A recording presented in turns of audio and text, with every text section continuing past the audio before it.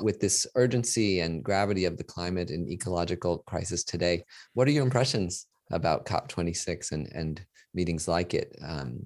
Are its outcomes going to influence your work in promoting positive change and a more sustainable future? And I think especially, do you feel at all optimistic about the future? So maybe you'll start with Vandana talking a little bit about that. Now, I've always connected the earth and climate change. For me, the earth is living. I've always connected biodiversity and the biosphere to the earth's self-regulating capacity for giving us the climate in which our species has survived. And I see climate change as the pollution and disruption and the metabolic disorder that's disrupted that system. So that's why I wrote Soil Not Oil, yeah? My book, I wrote this for the lead up to Copenhagen, 2009. And I could make out that the way we produce our food and ship it around and process it and destroy the Amazon for GM soya and destroy the Indonesian rainforest for palm oil, we are contributing to about 45 to 50% of the emissions to create bad food that's making everyone sick. In this lovely new phrase of net zero, which says we'll keep polluting, but now we find offsets in your forests and your agriculture. So we call this carbon colonization. And this is what the countries, like-minded countries of the poor world said. This is carbon colonization. So am I more hopeful? Well, I'm so used to hijacks now. I mean, I've done this work for half a century and I don't get surprised.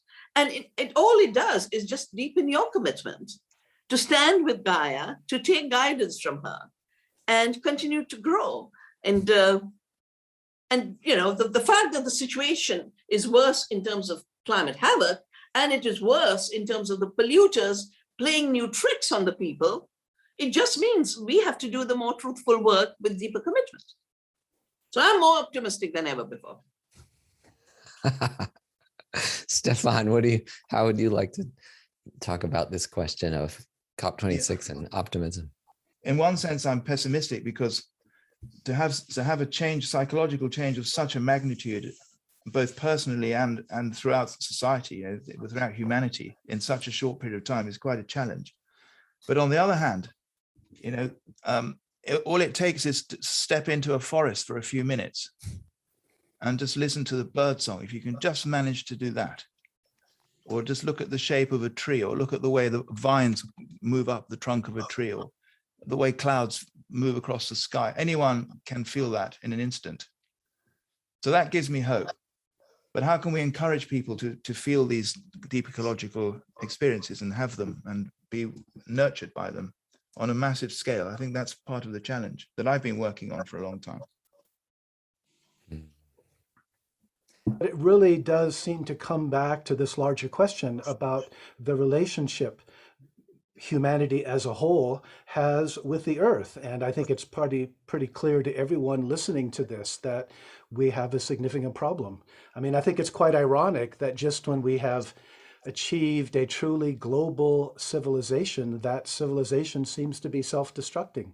And, we really have to ask why and try to get at the roots of that rather than just sort of addressing the most extreme symptoms, which really are just symptoms of a much deeper and a much greater problem.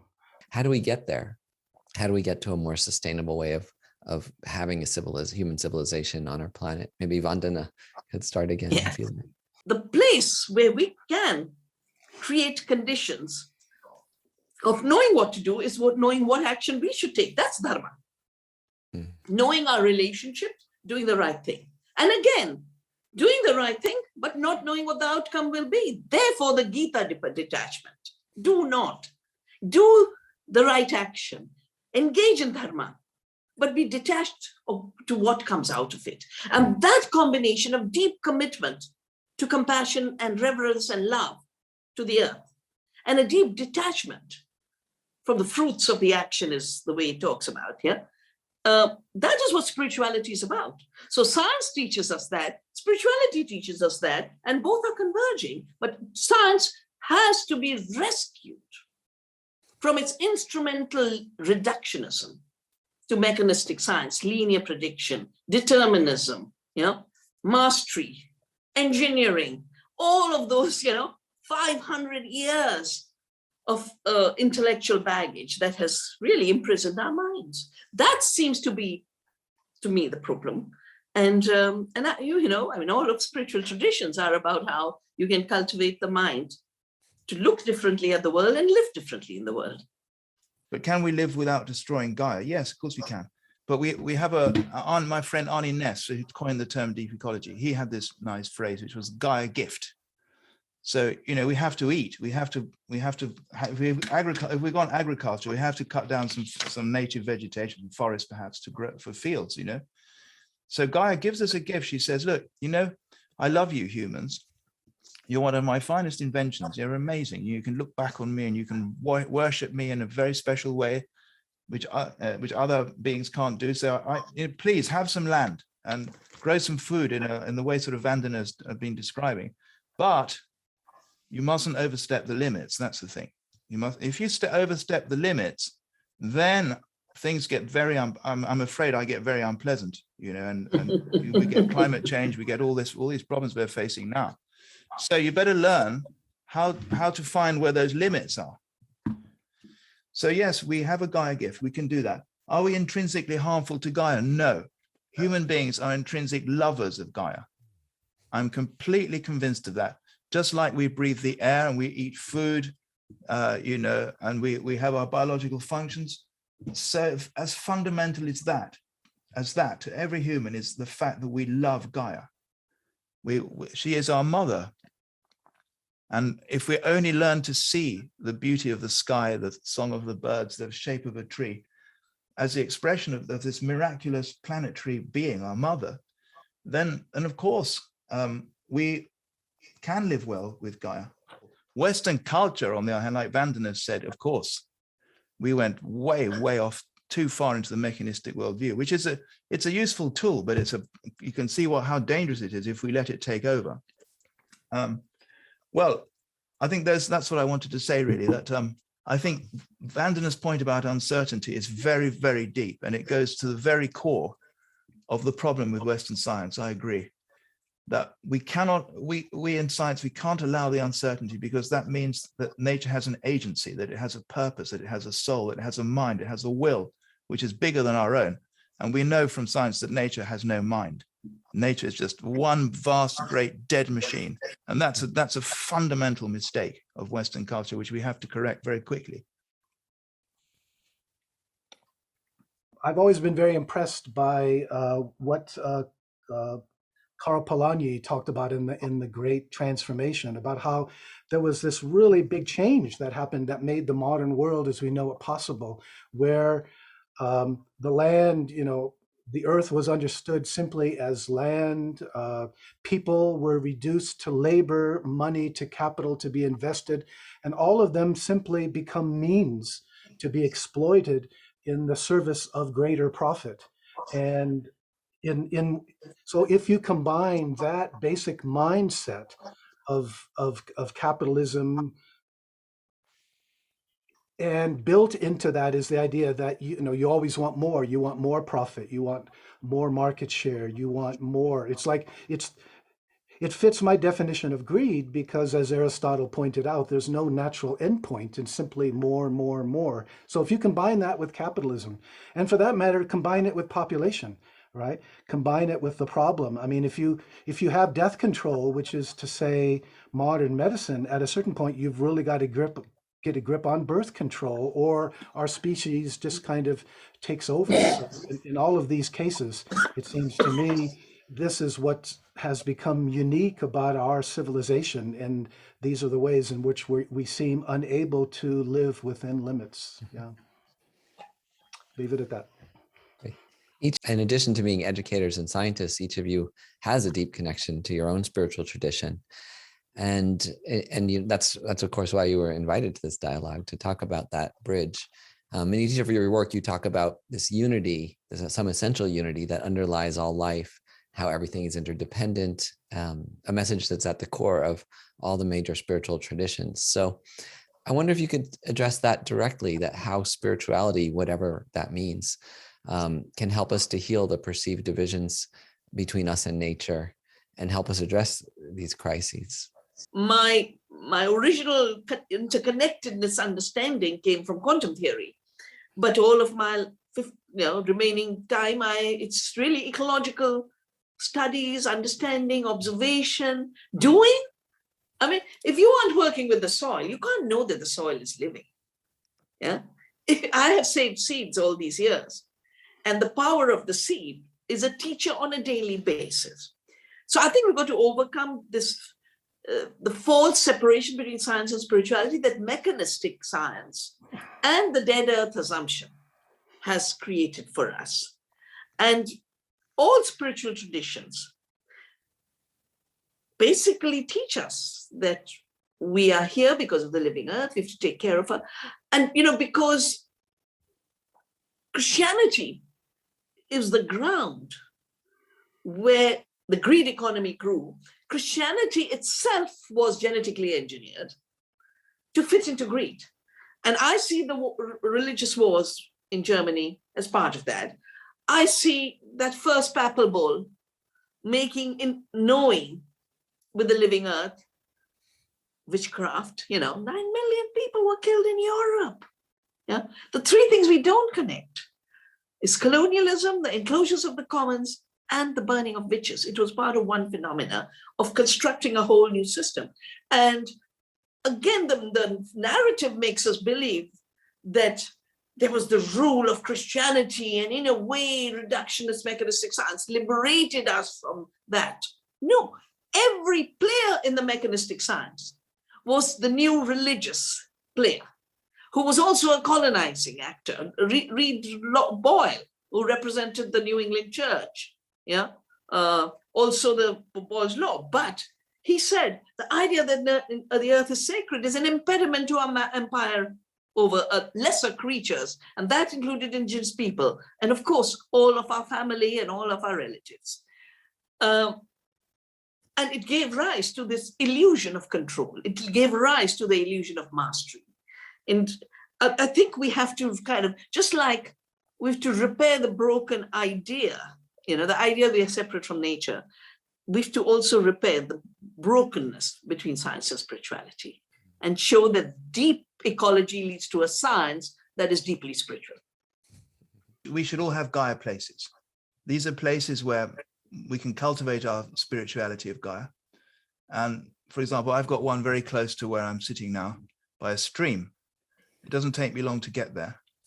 And I go there, I try to go there every day. And I take a little stool to sit on and some water to drink. And I just go and sit this incredible place in a little bit of ancient forest that we have here. And I spend half an hour, and I quieten my mind. I just look at the beauty of this amazing place with, whatever's growing in front. There's some big tree trunks, and there's some ivy growing, and there's a stream. And I notice my mind calming, and an opening happens in my Gaia place. And I receive sort of messages, it sounds corny to say it, but the earth begins to teach us. It's a mysterious presence. It's hard to say what it is, but it's an intelligence. It's a comfort. It's a healer. She's a healer. And I think that spirituality is very down to earth, very connecting with the earth, very connecting. And as Vandana says, a science comes out of this, a new kind of science, in which the basic motivation is not control, but love, or participation, as our dear friend Brian Goodwin used to say, participation. We want to participate with Gaia and move back within the boundaries that we know from the science. And if we won't do that without spirituality, we have to have spirituality. Everyone needs to feel this in some way very quickly, everywhere in the world. Everyone needs to have this very humble Gaian experience of the earth being alive somehow. I was reminded of what the Buddha did when he left on his spiritual quest, right? I mean, he had been living in these supposedly 3 different palaces, but he went off into the natural world by himself. And he found, and you know, he practiced with a couple teachers and he meditated, but he basically found what he was looking for in the natural world. And it's really important to remember that. And it's not just the Buddha. I mean, I'm struck. What did Jesus do after his baptism? He went off into the desert, into the natural world, where he fasted and prayed for 40 days and 40 nights. Clearly, something really powerful happened to him there. Or Moses, his burning bush on top of a mountain by himself, or Muhammad in his cave. In all of these cases, and you know, we can talk about more, but it seems to me they found truly something extraordinary, transformative, and whatever transformation happened to them, it was something that then they were able to bring back into society and create some new vision, some new path that people found so very valuable. We're different, we have different abilities, we're in different places. And what I find myself recommending more and more often is like a 3-part meditation where I encourage people to do this quite slowly, maybe over weeks, to ask people to ask themselves, you know, number one, what do I have to offer? In particular, are there distinctive skills, abilities, etc., you know, taking account of my total situation in terms of, you know, do I need money? Am I retired? How healthy am I? What are my networks and so forth? That's the first question. The second question is, what are the really good options for my energy in terms of where I am? You know, obviously there's so many things that need to be done. There's no point trying to do everything. That'll just spread ourselves too thin. But sort of, and this may require a little bit of research, but what are the really good opportunities? And the third final part, which in a way maybe is the most important, having digested those first two, letting them go and sort of meditating and really kind of going, getting in touch with your own heart and asking, you know, where does my love? Where does my awareness, where does my energy want to go? And this is something that takes us beyond ego, beyond our usual, you know, it's not just calculative thinking, but it's really opening up. What tugs at my heart? What really pulls me? Where can I make a difference? And the reason I emphasize that, I think, is we're all so different. I don't know that I can answer those questions for anybody else, but it might be a good way for each of us to find the way forward. All life has intrinsic value, irrespective of its usefulness to humans. Everything has intrinsic, everything matters because it exists. I mean, it's a very deep statement. And then it goes on, and the last one is, it's something like, we humans have no right to destroy nature other than to satisfy our vital needs. And we need different politics, different science, different technology. If we agree with all these things, we have to contribute to making the changes. That's the trunk. And then the branches are, you know, what options do I have? Just as you were saying, David, the branches of the tree. What options do I have in my life as a parent, in my life as a scientist, in my life as a teacher? And then when you come to the tip of a branch or a flower, you make a fruit. And the fruit is the actual action. That's when you've done something. And then it falls to the ground and it rots and it fertilizes the deep experience, the soil of deep experience for everyone, including more than human beings, other than human beings. So, you know, the image of a tree is very nice. It's a very archetypal image. And one can ask oneself, okay, where right now is my deep experience in the soil of Gaia, the deep experience of Gaia? And do I agree with these 8 points? Well, of course I do. Of course, life has intrinsic value. And of course, we can't destroy so much. Of course, we have to have a different culture. How can I contribute? And I think the image of the tree can help this process you were talking about, David, to come to the fore, because it comes from the depths of the unconscious, you know, the tree, the alchemical tree, the archetypal tree, the tree of life. It's a very powerful image which can help us in our deep questioning to discover what we can do, what we can contribute in this crisis. People talk about climate denialism, but the real denialism is of Gaia herself. Mm-hmm. And that's the sickness. Yeah. Mm-hmm. And that's what's making the planet sick. That's what's making us sick. And the Earth's health, the metabolic diseases show up as climate change and toxics all over. And our metabolic diseases show up as the chronic diseases. And the two have deep connection because we are of the earth. Yeah. As Stephan so clearly said, This idea of not only are we separate, but we are superior. There are technologies in nature. Indigenous cultures have had technology. The fact that their tools were not heavy was not their primitiveness, but their sophisticatedness of oneness with the earth, and therefore causing no harm to any strand of life. So we just have to widen our horizon and cultivate a diversity of the mind, and through it, a diversity of life, and through it, celebrate the multiple pathways that are available to us. And instead of despairing that there's uncertainty, celebrate it.